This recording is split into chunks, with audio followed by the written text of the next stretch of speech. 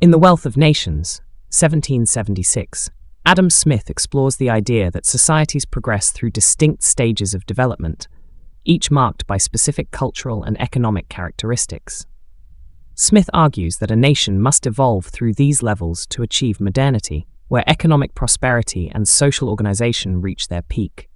He identifies four main stages of society: the age of hunters, the age of shepherds, the age of agriculture, and the age of commerce.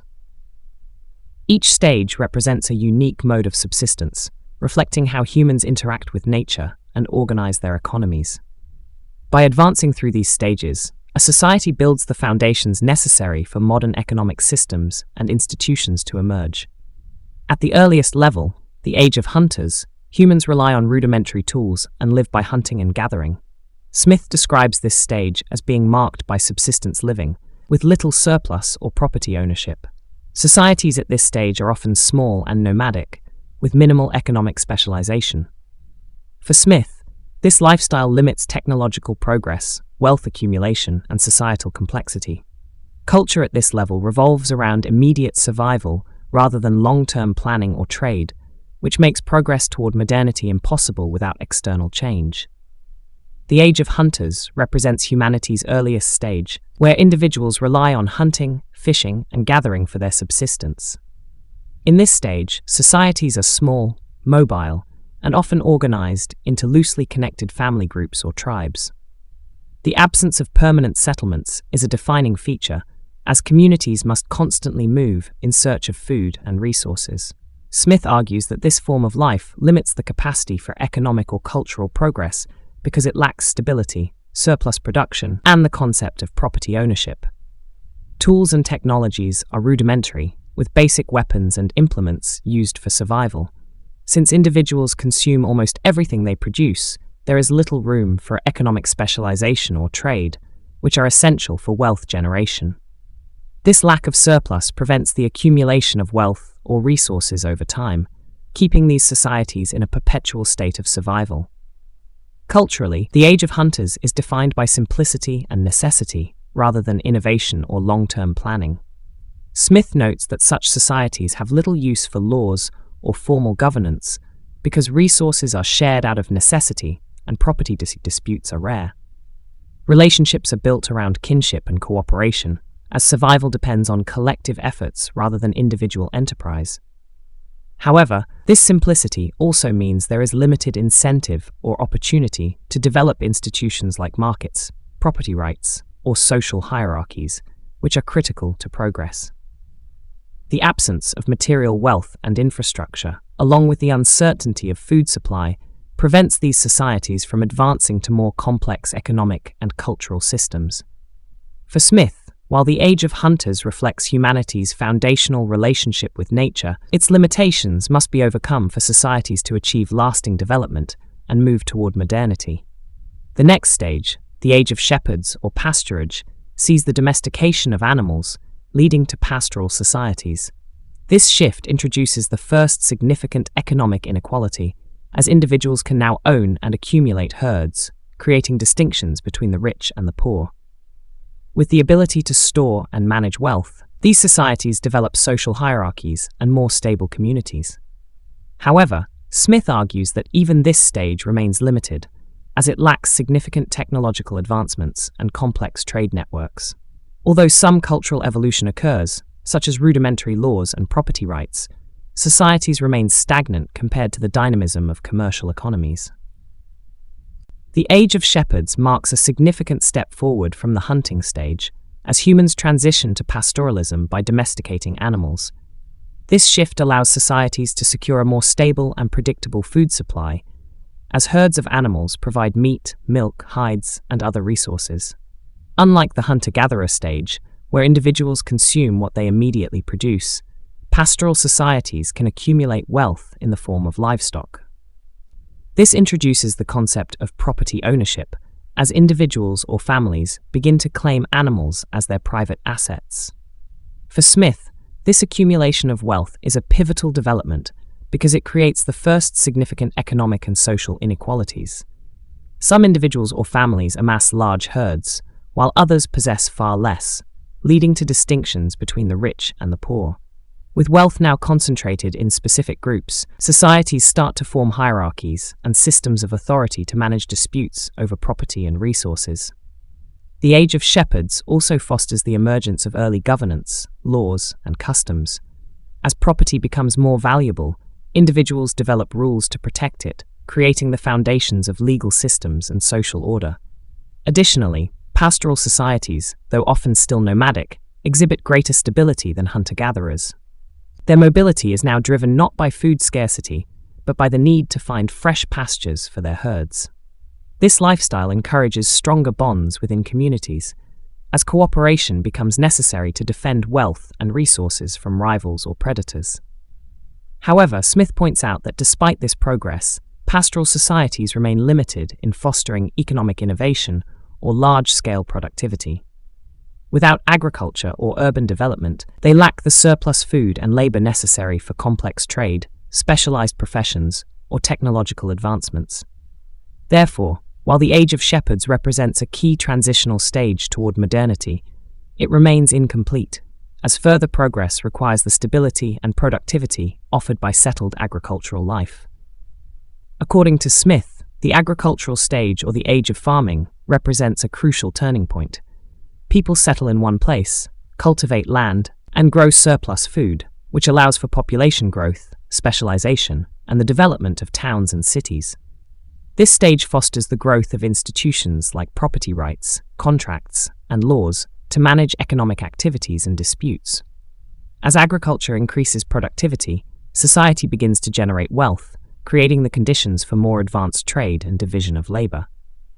Smith sees this stage as a precondition for the emergence of a modern commercial economy, where markets, trade, and technological innovation can flourish.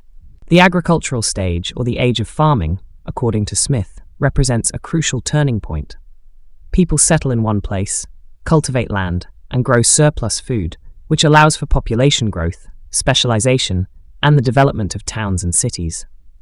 This stage fosters the growth of institutions like property rights, contracts, and laws to manage economic activities and disputes. As agriculture increases productivity, society begins to generate wealth, creating the conditions for more advanced trade and division of labor. Smith sees this stage as a precondition for the emergence of a modern commercial economy, where markets, trade, and technological innovation can flourish. The age of agriculture also marks a transformative shift in human history, as societies move from nomadic pastoralism to settled farming. The cultivation of land allows people to produce surplus food, which is a key factor in economic and social advancement. Unlike hunting or pastoralism, agriculture supports larger, more permanent populations by ensuring a steady food supply. With surplus production, individuals are no longer required to focus solely on subsistence. This surplus enables the division of labor, where people begin to specialize in tasks beyond food production, such as craftsmanship, construction, and trade. Smith emphasizes that specialization improves efficiency and productivity, laying the groundwork for economic growth. Settled agricultural life also fosters the development of private property, as individuals claim land for cultivation and begin to accumulate wealth in the form of crops, land ownership, and tools. This creates a stronger incentive to invest in improving land productivity, such as through irrigation, crop rotation, or better tools, leading to technological advancements. It is important to notice that although there is evolution from pasturage, the herding of animals still exists within the agricultural stage. Culturally and institutionally, the agricultural stage gives rise to greater societal complexity. The need to manage land, surplus, and trade leads to the creation of formal governance structures, laws, and systems of property rights to regulate economic activity and resolve disputes. Social hierarchies become more pronounced, as land ownership and wealth accumulation allow for the emergence of ruling classes, landowners, and laborers. Smith also highlights the importance of towns and cities, which develop as centers of trade and craftsmanship, where surplus goods can be exchanged. These urban centers serve as hubs for innovation, cultural development, and commerce, further accelerating societal progress. By creating a stable economic and social environment, agriculture provides the foundation for the next stage, the age of commerce. It is through the agricultural stage, with its emphasis on surplus production, property rights, and specialization, that societies acquire the conditions necessary to transition into a modern economy driven by trade and industry. Finally, the age of commerce represents the culmination of societal progress, where trade and specialization drive economic growth and wealth creation.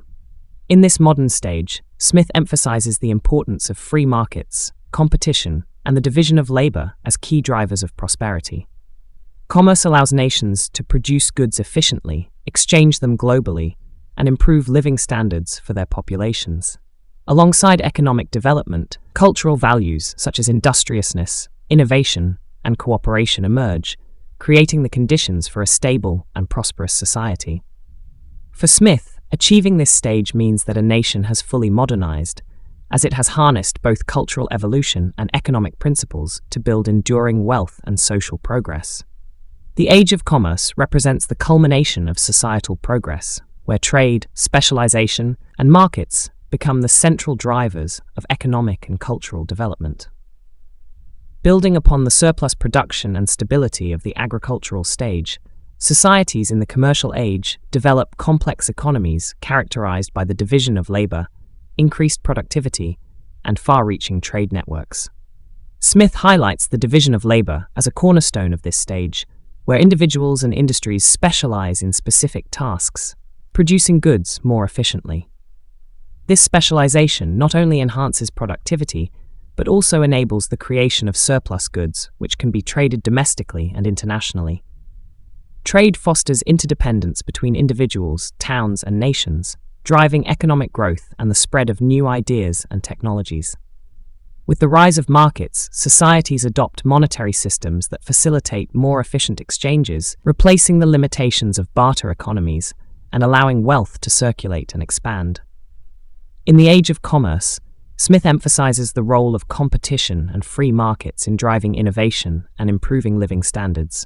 As producers compete to offer better goods at lower prices, consumers benefit from greater choice and affordability, while producers are incentivized to innovate and enhance efficiency. This economic dynamism creates a foundation for wealth generation and prosperity on a scale not possible in earlier stages. Commerce also encourages the development of institutions such as legal systems, contracts, and banking, which are necessary to support trade and protect property rights. Culturally, the commercial age promotes values like industriousness, innovation, and individual enterprise, which further strengthen economic progress. By enabling the efficient allocation of resources and fostering global connections, the age of commerce transforms societies into vibrant, modern economies. For Smith, this final stage reflects the peak of human progress, where economic freedom and cooperation produce not only wealth, but also a more sophisticated and interconnected society. If we continue Adam Smith's informed conjecture on human history into the 21st century, we can argue that we have entered a new post-commercial age, an era defined by knowledge, technology, and globalized interdependence.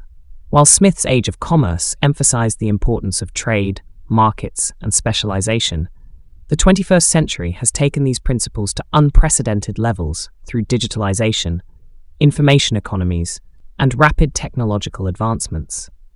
The traditional drivers of wealth creation, such as physical goods and industrial production, have been increasingly supplemented or even replaced by knowledge-based assets, including intellectual property, data, and technological innovation. For example, major global companies like Apple, Google, and Amazon thrive not merely by producing goods, but by leveraging data, software, and digital infrastructure to deliver services and solutions worldwide. This shift highlights how the global economy now depends as much on intangible assets as it does on traditional trade and commerce. In this new age, Smith's division of labor has evolved into a highly complex form of global specialization. Technological advancements have enabled societies to optimize production and trade at an unprecedented scale, often transcending borders in real time. Digital platforms and artificial intelligence have revolutionized industries by increasing productivity and efficiency while facilitating communication and collaboration across continents. For instance, a company can design a product in California, manufacture it in China, and market it globally using online platforms, reflecting an interconnected global supply chain. Moreover, new forms of labor have emerged, such as remote work and gig economies, which reflect how technology has altered the relationship between individuals, their work, and markets. This transition indicates that economic progress is now driven by innovation, creativity, and digital systems rather than physical labor or raw materials alone. Culturally, this post-commercial age has brought about new challenges and opportunities. While Smith valued free markets as a path to prosperity, the modern global economy raises concerns about inequality, environmental sustainability, and ethical governance.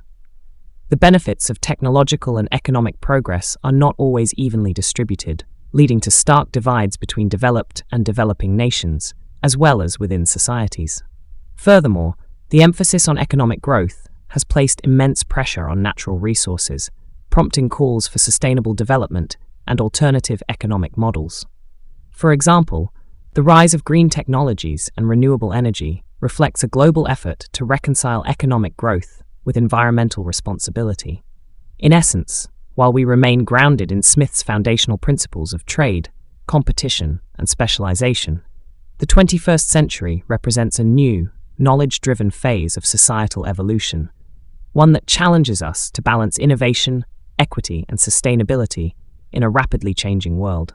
Based on Adam Smith's stage theory, tomorrow may yield a post-humanist or intelligence-driven age where the integration of advanced technologies like artificial intelligence, AI, biotechnology, and automation could redefine economic systems, labor, and societal structures. If Smith's progression emphasizes increasing efficiency, productivity, and specialization, the next stage would likely involve the automation of nearly all forms of labor, both physical and cognitive. AI and robotics have already begun to augment and sometimes replace traditional jobs in many sectors of the economy. For example, AI systems are increasingly effective in helping doctors diagnose diseases, and algorithms manage complex financial markets in real time. In this potential future, human labor may become less central to economic productivity, and instead, innovation, machine intelligence, and technological governance could become the main drivers of wealth and progress. Culturally and economically, such a shift would raise profound questions about the role of humans in society. If machines and AI systems can handle most productive tasks, the emphasis may shift from economic survival to creativity, leisure, and self-fulfillment. For instance, universal basic income, UBI, or alternative wealth distribution systems may emerge to address job displacement and inequality. Additionally, there could be a stronger focus on solving global challenges, such as climate change and resource scarcity, through technological solutions like carbon capture, renewable energy systems, and sustainable urban planning. Smith's vision of interconnected markets may evolve into interconnected, intelligent systems where AI collaborates globally to optimize resources and trade efficiently. However, this future would not be without risks, including ethical dilemmas regarding technology's control over society, unequal access to advancements, and potential loss of human autonomy. In this speculative next stage, humanity's challenge will be to balance the power of technology with ethical governance, ensuring that progress benefits all members of society and aligns with long-term sustainability. There are significant limitations to Adam Smith's theory when examined through a contemporary lens. First, Smith's model of societal progress, moving linearly through the stages of hunting, pastoralism, agriculture, and commerce, implies a universal path of development. However, this approach oversimplifies the diversity of human societies and overlooks alternative trajectories of progress. Different regions of the world have followed unique historical, cultural, and economic pathways that do not necessarily align with this sequence. For example, some indigenous societies today maintain hunting or pastoralist traditions while developing sophisticated governance systems and ecological knowledge, challenging the notion that such societies are less developed. Similarly, some regions skipped over phases of heavy industrialization, transitioning directly from agricultural economies to modern service and technology-based industries. This diversity complicates Smith's linear, Eurocentric framework and highlights its limited applicability to a globalized, pluralistic world. Another limitation lies in Smith's focus on economic progress as the primary driver of societal advancement. While Smith's insights into markets, trade, and specialization were groundbreaking, his theory does not adequately account for non-economic factors such as cultural values, political systems, or environmental sustainability, which are equally crucial to societal development. Modern societies face challenges that cannot be addressed solely through economic growth, such as climate change, inequality, and resource depletion. For instance, the heavy emphasis on commerce and industrialization in the 19th and 20th centuries led to unprecedented economic growth, but also resulted in significant environmental degradation and social inequalities. A more holistic understanding of progress would need to integrate social justice, environmental stewardship, and technological ethics, concepts that were largely absent in Smith's 18th century framework. Smith's theory assumes that progress is inherently positive, with each stage leading to greater wealth, stability, and societal sophistication. However, this assumption neglects the complexities and potential drawbacks of modernization.